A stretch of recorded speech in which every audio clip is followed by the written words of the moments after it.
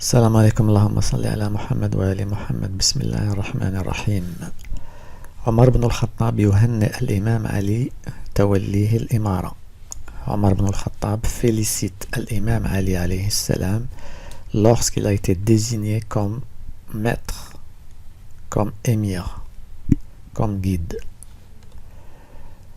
Toutes les riwayas qui sont là viennent de livres purement sunnites et ça passe par 7 chemins. Je ne vais pas tout lire, mais je vous laisserai la description. Je vous laisserai un lien dans la description. Tariq al-Awwal, premier chemin. Tarikh Baghdad. Vous avez la page et le volume. L'événement s'est passé fi Hajjat al-Wada, pendant le grand pèlerinage, le pèlerinage des adieux du prophète sallallahu alayhi wa alayhi. Le prophète a rassemblé tous les sahaba dans le désert de l'Arabie Saoudite, entre la Mecque et Médine, et leur a dit: Alastu waliy al-mu'minin. Le prophète leur a dit: attestez-vous que je suis le maître, le guide des croyants. Les sahaba ont répondu: certainement, Ya Rasulallah. قال من كنت مولاه فعلي مولاه. Le prophète leur a dit: si je suis votre maître et votre guide, alors c'est Ali votre maître et votre guide. فقال عمر بن الخطاب بخ لك يا ابن أبي طالب أصبحت مولاي ومولى كل مسلم. Omar ibn al-Khattab a dit à Ali alayhi salam: félicitations, félicitations Ali, tu es devenu mon maître et le maître de tous les musulmans. Suite à cela, Allah subhanahu wa ta'ala a révélé le verset: Al-yawma akmaltu lakum dinakum. Aujourd'hui, ou ce jour, je vous ai parachevé votre religion. Donc la religion a été parachevée au Kmilet lorsque Ali alayhi salam a été désigné comme maître, comme guide après le prophète sallallahu alayhi wa alayhi. Cette riwaya vient du livre Tarikh Baghdad. At-Tariq Thani, deuxième chemin, qui se trouve dans Al-Musannaf. Al-Musannaf Ibn Abi Shayba. Ibn Abi Shayba, donc le prophète sallallahu alayhi wa alayhi a dit aux sahaba: Alastu ta'lamoun anni awla bi kulli mu'minin min nafsih? Qalu bala. Qalu bala. Donc le prophète leur a dit: attestez-vous que j'ai plus de droits sur vous que vous sur vous-même. Donc les sahaba ont dit: certainement au prophète. Donc c'est le prophète sallallahu alayhi wa alayhi qui était le maître et le guide, et il avait plus de droits sur les croyants que sur eux-mêmes. Qalu bala, ils ont dit certainement. Fa'akhada biyadi Ali. Le prophète sallallahu alayhi wa alayhi a saisi la main de Ali et a dit: Allahumma man kuntu mawla fa aliyun mawla.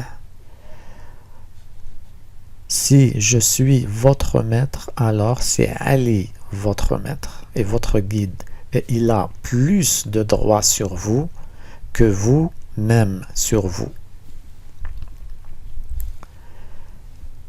Allahumma wali man wala wa adi man ada. Que Allah subhanahu wa ta'ala soit avec ses partisans et que Allah subhanahu wa ta'ala soit l'ennemi de ses ennemis. فلقيه عمر بعد ذلك. Omar ibn al-Khattab a rencontré Ali juste après cet événement. C'était le même jour d'ailleurs. فقال هنيئا لك يا ابن أبي طالب. Félicitations يا ابن أبي طالب. Félicitations Ali. أصبحت وأمسيت مولى كل مؤمن ومؤمنة. Tu es devenu le maître de tout croyant et croyante. Voilà, les autres chemins parlent exactement de la même chose. Vous pouvez lire tout cela tranquillement. Je vous laisserai un lien dans la description. Donc, toute personne, tout savant, tout shir qui vous dit que le prophète était parti sans désigner de maître, de calife, de guide, de chemin à suivre, est un menteur tout simplement. Le prophète sallallahu alayhi wa alayhi, avant de partir, il nous a laissé un calife, un guide, un maître à suivre. Omar ibn al-Khattab, Abu Bakr et leurs alliés étaient au courant, ils avaient assisté à cet événement et à d'autres événements dans lesquels le prophète n'a cessé de déterminer Ali alayhi salam comme maître, comme guide à suivre après lui.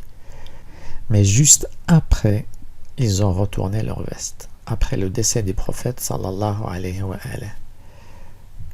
Omar ibn al-Khattab a fait la catastrophe dans Raziyat Yawm al-Khamis, dont je vous ai parlé sur d'autres vidéos.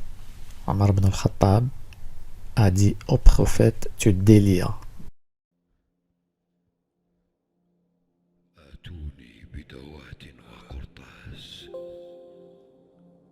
أكتب لكم كتابا لن تضلوا بعدي أبدا. أريد أن يكتب لابن عمه هل بين ذلك. اجلس. إن الرجل يهجر.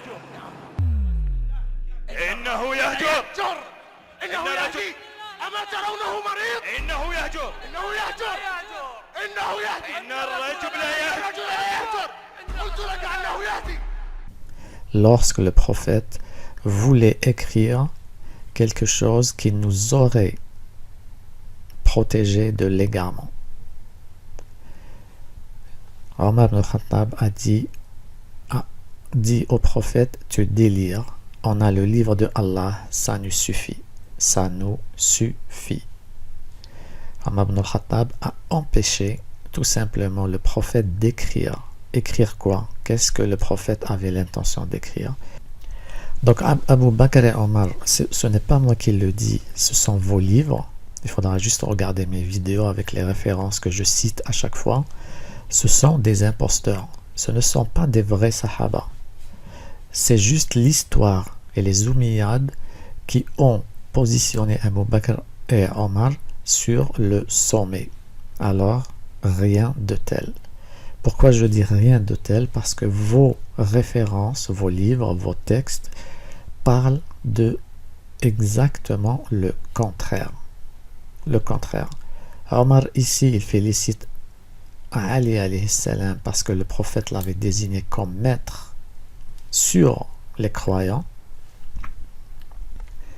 Mais juste après le décès du prophète, qu'est-ce qu'il a fait Omar et Abu Bakr? Ils sont partis menacer Ali alayhi salam parce qu'il avait refusé de leur prêter allégeance. Ils avaient menacé Fatima Zahra alayhi salam. Ils ont brûlé son domicile et l'ont menacé.